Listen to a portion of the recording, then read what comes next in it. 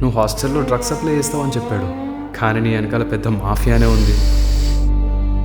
వాడు చస్తాడో లేదో తెలియదు, కానీ వాడి కోసం నువ్వు మాత్రం కన్ఫామ్గా చస్తావు.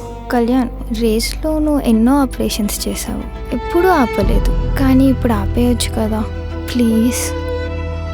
అసలు ఇన్నేళ్ళు నా వెనకాలే ఉండి నన్నే మోసం చేస్తారా? చచ్చాడా అసలు ఆ సచిన్ గాడు? కానీ కళ్యాణ్ చాలా గట్టోడు ఆంటీ. చాలా వీక్ అమ్మా నా కొడుకు.